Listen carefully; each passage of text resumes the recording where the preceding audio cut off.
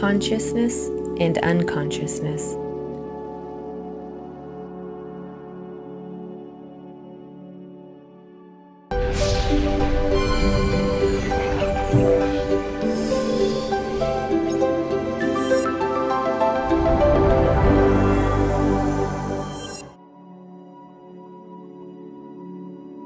From Latin, the word conscious means with knowledge.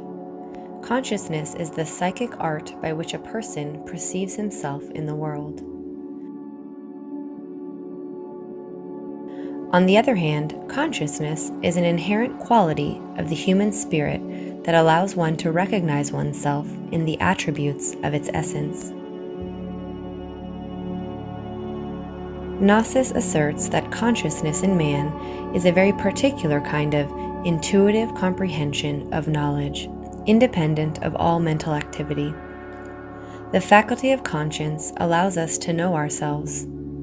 Consciousness gives us full knowledge of what is, where it comes from, and that which is undoubtedly ignored. It is a misconception to attribute conscience to that which is simply psychological functions, thoughts, feelings, motor impulses, and sensations.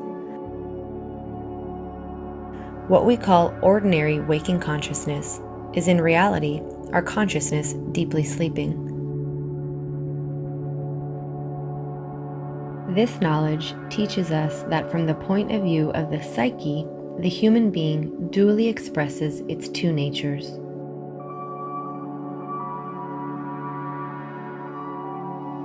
First, awakening awareness, a luminous nature related to the essence of each human in their conscience. In this nature, we find our internal virtues and senses that we still know very little about. All the uplifting and dignifying attributes and senses of a person comes from this nature.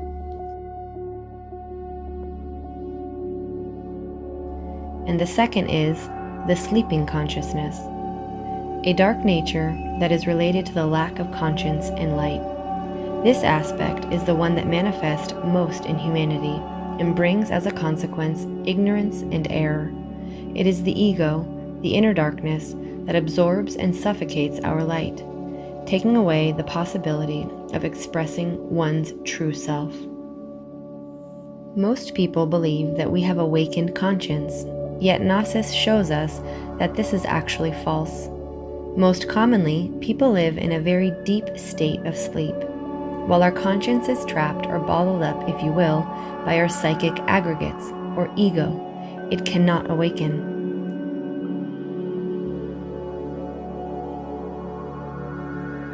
With this being the case, we can affirm that humanity today has a dormant conscience, that we utilize a very low portion of consciousness. Undoubtedly, intellect has been confused with consciousness. As we stated earlier, consciousness is the expression of our divine spark, but in these moments, it is a prisoner of the various psychological elements that have subjected and numbed it, elements that we call in these studies psychic aggregates. These psychic aggregates manifest in us as vices, errors, defects, etc. Religions call them sins, and they have been represented in different ways throughout the history of humanity, depending on the culture. In the Gnostic wisdom, they are known as the 7 deadly sins, because each one of them is the head of a legion of undesirable psychological elements that branch off. They are the parents, if you will, of numerous offspring, similar yet unique and independent in their manifestations. The ego has been known since antiquity and characterized through symbols, legends, and myths. The Greeks, with their abundant gods and goddesses, created one of the most beautiful and poetic mythologies in the world, where our darkness is represented with figures such as vulgar monsters with which we must fight until we defeat them in order to reach Olympus, which symbolizes a higher state of consciousness. The Greek heroes like Jason, Hercules, Perseus, Odysseus, etc., were extremely brave, fought with monsters, made epic journeys across the seas, achieved powerful victories, and had to perform the most risky tasks.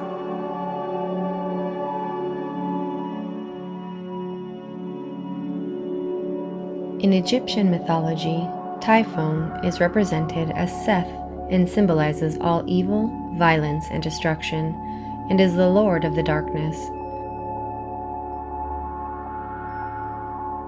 Seth and his red demons betray Osiris, who embodies everything noble, everything great and true, and then Seth seizes the throne.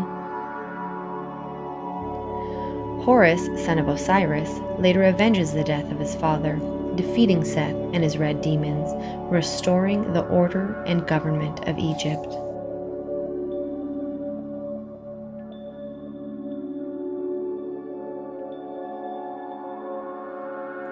In Buddha's story, Prince Siddhartha Gautama left home and went out in search of truth to encounter the reason for suffering, old age, and death. A passage narrates the attacks of Mara and her demons to Buddha before he could receive enlightenment. Accompanied by her 3 daughters and her legions of demons, she went to the place where Siddhartha was. She threatened him. The skies darkened and the sea roared, but the master remained calm and nothing disturbed him. Mara's daughters transformed in order to tempt the prince, but he remained impassive. Then Mara, with all her wickedness, ordered her demons to tempt and terrify him to the extent of their ability. It was then that Siddhartha received enlightenment and became Buddha. But just like Mara, the mother of the 3 furies, represented the ego and its evil, so does the Hydra that Hercules defeated, the Medusa that Perseus beheaded, and Typhon that Horus defeated, all symbolize our inner faults. The psychic aggregates fragment our consciousness, dispersing our energy, not allowing us to establish a unity or integrity within ourselves. They bottle up and steal our conscience, spoiling our life and taking our energy. This explains the innumerable contradictions in our way of thinking, feeling, and acting, since each of these psychic elements manifests itself in a chaotic, disordered, and meaningless way, but with the sole purpose of satisfying its own desires. The awakening of consciousness. In Greek mythology, the young Narcissus fell in love with his own image when looking at himself in a clear pond, not realizing that it was his own image that languished near the water, a victim of his admiration. Narcissus is a symbol of the dream of the senses in which the ego is submerged when we are born in the physical world. From a deeper point of view, it represents Hades, the underworld of death, the dream from which we must awaken.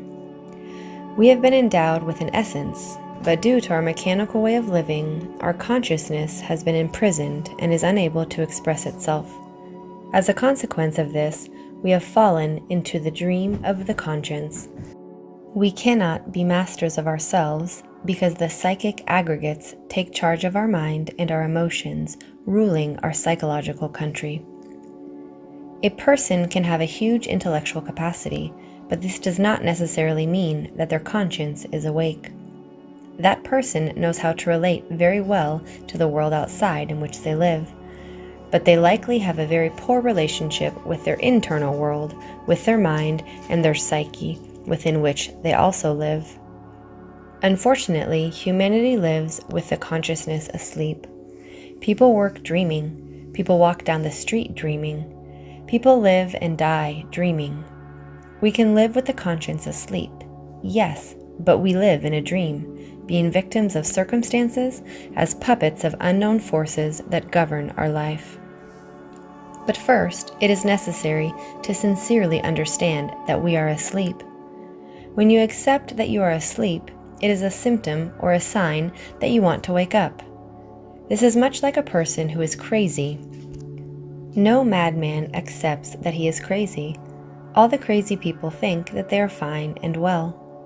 When a madman realizes and accepts that he is crazy, it is a sign that he is improving. The work that is necessary for our awakening is very serious and very deep. Only in this way is it possible to eradicate from our psyche the many undesirable, infrahuman, tenebrous elements within which the essence finds itself trapped. It is incredibly important to know that the psychic aggregates are a set of psychic energies that manifest and even reproduce in the animalistic extremities of man. These psychic aggregates, or I's, constantly fight with one another. I must read the newspaper, says the intellectual I. I'll go for a bike ride, contradicts the motor I. I am hungry, declares the I of digestion. I am cold, says the I of the metabolism. They will not stop me, exclaims the passionate I in its defense.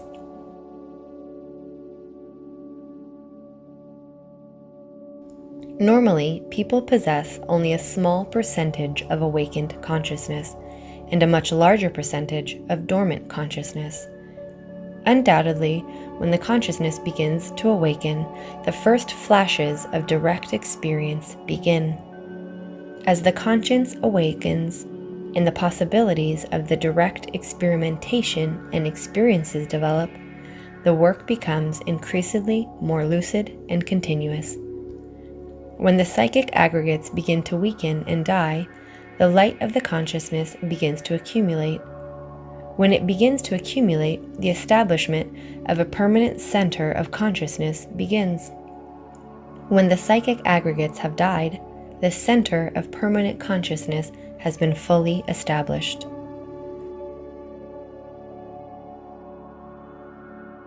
Until the unconscious becomes conscious, your subconscious will continue to guide your life, and you will continue to call it destiny. Carl Jung.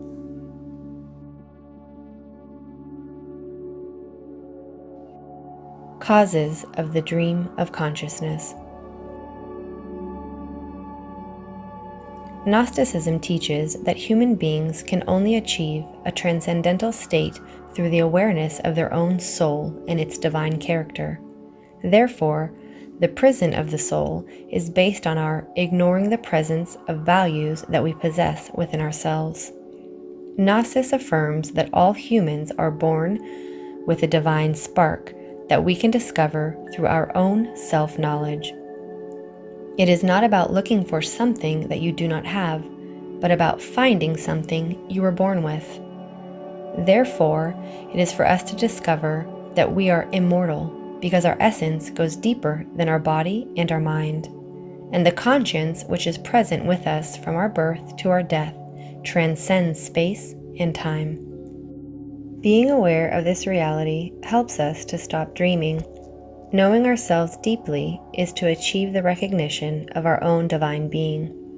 But as explained before, our attention is usually directed involuntarily and unconsciously to the aspects that keep our consciousness in a dream state. These two aspects are the following. The identification. The conscious attention excludes that which is called identification. When we identify with people, with things, with ideas, fascination comes and it produces the dream of consciousness.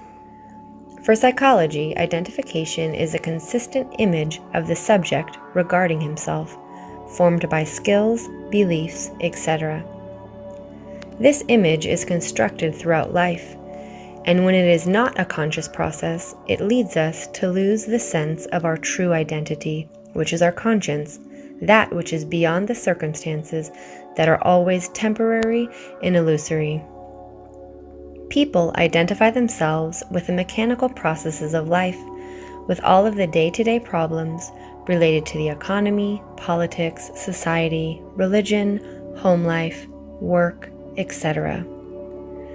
They are also identified with the negative emotions of jealousy, despair, euphoria, sadness, melancholy. envy, etc. When we become identified with ourselves, we love ourselves too much. We feel pity for ourselves. We have an extreme level of self-consideration. We think that we are always behaving very well with the people in our lives and that nobody has appreciated us, etc. We think we are the saint and that others are not. To identify with oneself is to actually forget oneself, or one's true identity. It is a mechanical and unconscious process where, when consciousness is absent, the present moment is not being lived. This allows our subconsciousness to take the reins of our life through any psychological aggregate that is manifesting at that moment. Fascination. Fascination is daydreaming, either in an uncertain future or in memories of the past. It is to assume that our life and that of other people we interact with develop in ways that are according to our own interests, which is very far from conscious reality.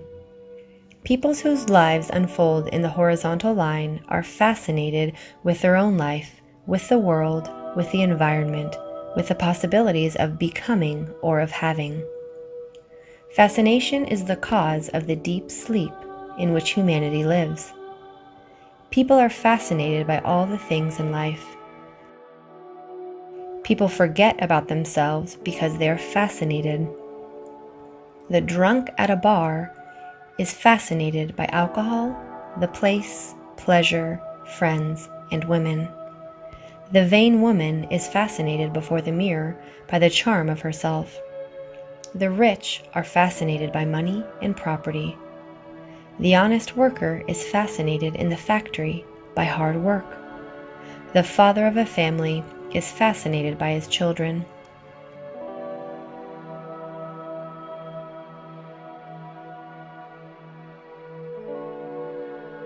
All human beings are fascinated and dream deeply. We are asleep. We look like sleepwalkers. People dream of everything that fascinates them.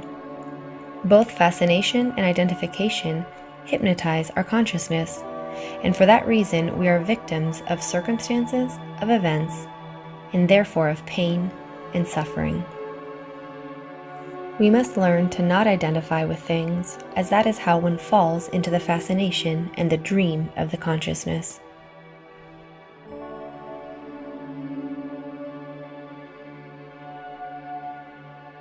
Psychological self-observation.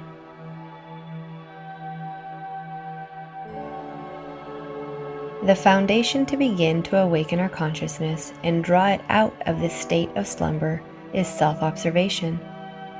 Someone who does not observe does not know themselves, and the person who does not know themselves cannot possibly change. In the words of Carl Jung, "He who looks outside dreams, but he who looks inside awakens."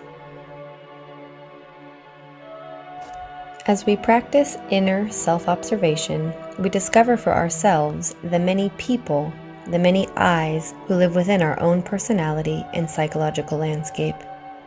The sense of intimate self-observation is atrophied in the human being, but if we exercise this practice of self-observation from moment to moment, we will regain and redevelop it progressively. As the sense of self-observation continues its development through continuous use, we will become more and more capable of perceiving directly those psychic aggregates that we never imagined existed within us. When a person begins to observe themselves, it is an unequivocal sign that they intend to change. When someone observes themselves, looks at themselves, that is an indication that they are becoming different from the average person. Within the various circumstances of daily life, we can discover ourselves. Undoubtedly, the first step in bringing our consciousness out of the dream state is to deeply observe ourselves. Only then can we learn about and profoundly understand the different mechanisms, interests, interactions of each psychic aggregate, and also the consequences that it causes within us and in others.